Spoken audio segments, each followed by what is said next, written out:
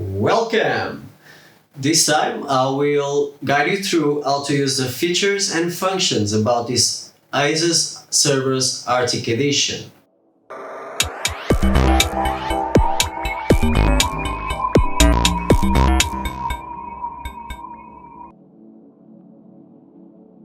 Let's start with a basic approach.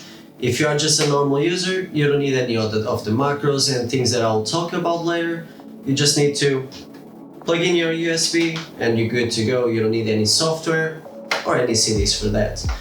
You can find as well some couple of useful keys, let's call it multimedia keys, where you have the stop, play, previous, next, volume down and volume up. You do have two additional keys as well, which is the FN or function key and the backlight controller on and off, which allow you as well to switch between static and dynamic light, which we'll go to there just in a second.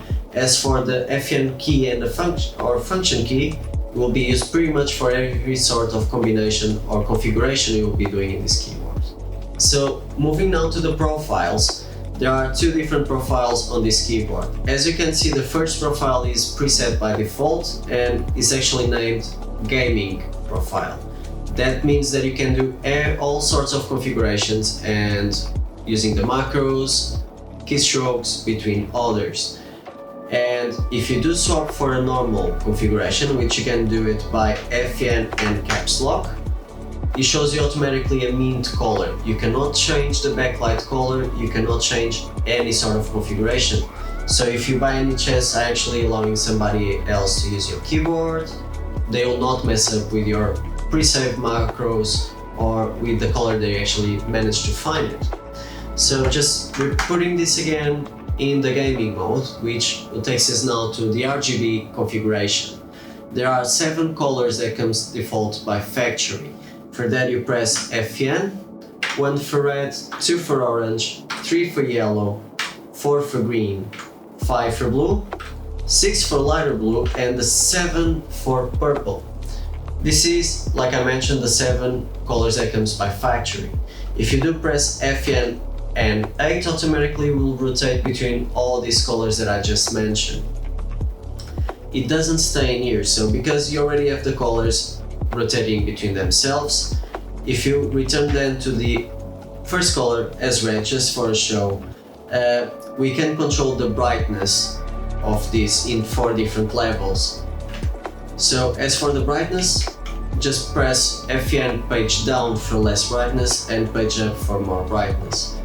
To alternate the color from static to dynamic or breathing mode, you just press FN and the backlight controller, as I mentioned, original. And this will automatically activate the breathing or vice versa. And for that, you can actually find 10 different levels of speed between each breath. We'll start from 13 seconds between each breath, all the way down to 3 seconds between each breath. And this can actually be chosen as well if you activate FN and 8 between all the colors. Moving to the remaining 343 colors in total, you can access that by pressing FN and 9. So once you're here, you will need to start searching for the color you're looking for by pressing FN and R, G or B. By these combinations, you'll start seeing the different sorts of colors showing up.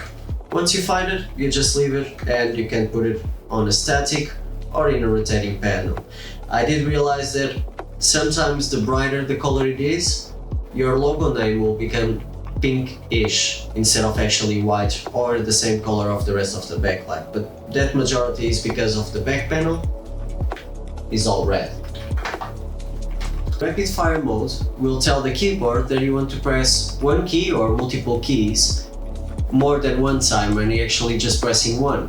In order to do that, you're just going to press FN and end, which asks you which key you want to press, and we'll start saying 1, 2 and 3 for example, or just 1. Once you do it, FN and escape, the backlight keyboard will start flashing. As soon as it returns to the color, that means that it's programmed. Now, in order to activate it, you press FN and Q, your rapid fire mode is good to go, and by pressing any of those keys that we just said, the keyboard automatically will identify that you want to do it multiple times. Pretty straightforward, as easy as that. In order to deactivate or disable this function again, Fn and Q, and no longer will repeat that sequence. As a small detail for this advanced guide, the anti-ghosting keys is when you want to press more than a couple of keys in simultaneous. Usually the system will say, that's not happening. However, with the anti-ghosting list, as you can see in here, any of these keys can be pressed in simultaneous. We can swap them, but we go to that in a second. Swap keys is one of the functions and features of this keyboard. I don't know if you ever did it just to annoy somebody, but in older keyboards you could just remove the key easily and start replacing, especially because not a lot of people are able to write in the keyboard without looking to the letters. So when they were thinking there was a T, it was actually a B, and etc. But these swap keys that I'll be talking about is actually in the internal memory. So you can tell to the keyboard that instead of a T, every time you're pressing the T will be a B. As you recall, I was just explaining now in the anti-ghosting, we could replace one of those anti-ghosting letters to be used in a different position. Therefore, the new letter will actually be your new anti-ghosting key. There are 3 exceptions for swapping keys in here. So you cannot swap any of the multimedia keys. You cannot swap the functions as well, which I mentioned on the list previously.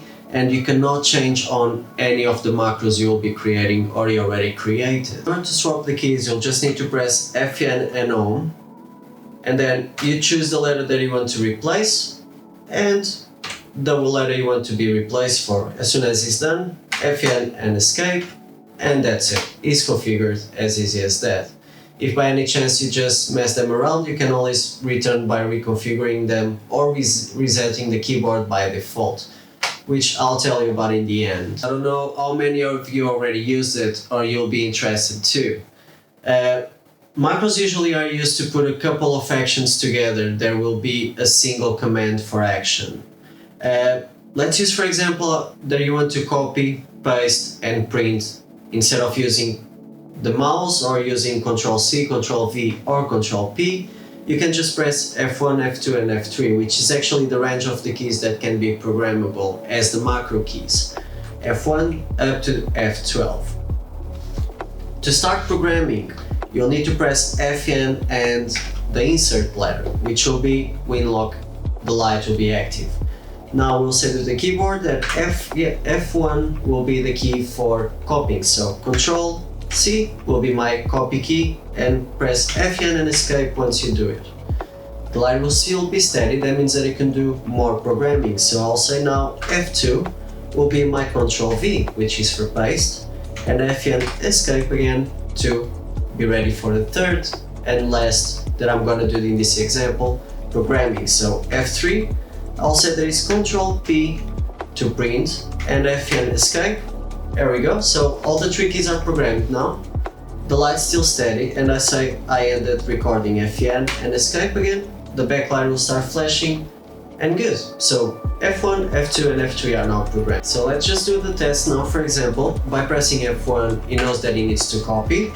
I'll press F2, there will be pasting, and F3 will giving the commands to print. So basic, but this is only an example. You don't need to do it. I believe that probably will not be as quickly as just pressing 2 keys, but you have the idea. So, and that's all for my user guide for this ASUS keyboard. I don't know if there is any questions out there, maybe something that I did miss. If so, please just put a comment in the comments area. Give it a like if it was helpful for you, and maybe consider subscribing just for the future. And last but not least, so if you already programmed some macros, you want to give the keyboard away, or you want the settings to be returned to factory, you can do it by just the press of 2 keys, which will be Fn, delete for 3 seconds, and goodbye guys, see you.